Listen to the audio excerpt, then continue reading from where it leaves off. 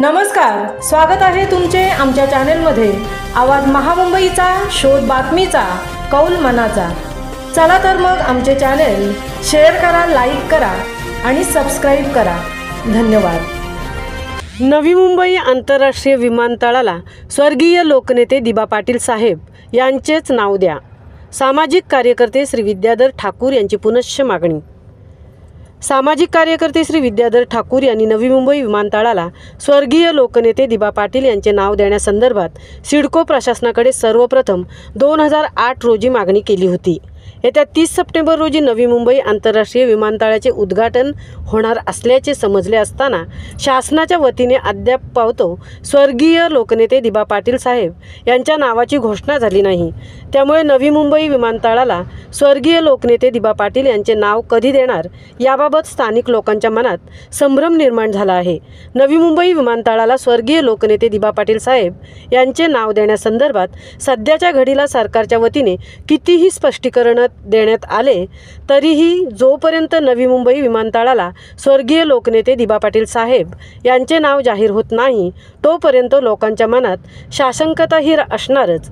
या पार्श्वभूमीवर नवी मुंबई आंतरराष्ट्रीय विमानतळाला स्वर्गीय लोकनेते दिबा पाटील साहेब यांचे नाव देण्याची प्रथम मागणी करणारे सामाजिक कार्यकर्ते श्री विद्याधर ठाकूर यांनी काल जासई येथे जाऊन स्वर्गीय लोकनेते दिबा पाटील साहेब यांचे नाव देण्यासंदर्भात साहेबांचे सामाजिक कार्य, त्यांचा त्याग आणि नवी मुंबईच्या निर्मितीसाठी श्री दिबा पाटील साहेबांनी सरकारला केलेले सहकार्य या साऱ्या गोष्टी विचारात घेता स्थानिक लोकभावनेचा आधार करून येत्या नवी मुंबई विमानतळाच्या उद्घाटन प्रसंगी स्वर्गीय लोकनेते श्री दिबा पाटील साहेब यांचे नाव जाहीर करावे अशी पुनश्च मागणी केली आहे। आवाज महामुंबईचा चॅनेलसाठी मिलिंद खारपाटील सह तृप्ती भोईर, जासई, उरण। नमस्कार, मी आवाज महामुंबईचा संपादक मिलिंद खारपाटील। आज आम्ही इथं जासई इथे आलेलो आहोत। लवकरच नवी मुंबई आंतरराष्ट्रीय विमानतळ चालू होते आणि त्याला लोकनेते दिबा पाटील यांचं नाव द्यावं असा एक आवाज जोर धरू लागलेला आहे आणि त्यांचंच नाव योग्य आहे। त्या संदर्भात विमानतळाला दिबा पाटील साहेबांचंच नाव द्या अशी पहिली सिडकोकडे मागणी करणारे विद्याधर ठाकूर आहेत। तर त्यांच्याशी आता मी त्यांना प्रश्न विचारत आहे। नमस्कार, नवी मुंबई आंतरराष्ट्रीय विमानतळाला लोकनेते दिबा पाटील साहेब यांचं नाव द्यायला तुम्हाला कसं सुचलं आणि याची मागणी तुम्ही कधी केली होती? धन्यवाद। नमस्कार, खूप चांगला प्रश्न विचारला। नमस्कार, मी विद्याधर ठाकूर।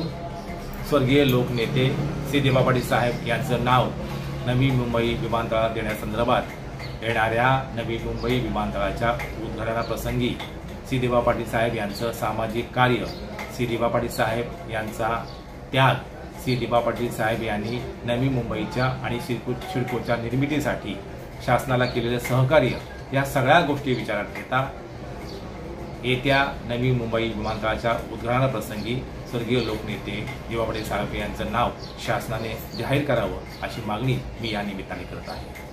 शासनाच्या वतीने कितीही स्पष्टीकरण सांगण्यात आलं असलं तरी जोपर्यंत लोकनेते दिबा पाटील यांचं नाव या विमानतळात जाहीर होत नाही तोपर्यंत लोकांच्या मनात साशंकता ही राहणारच।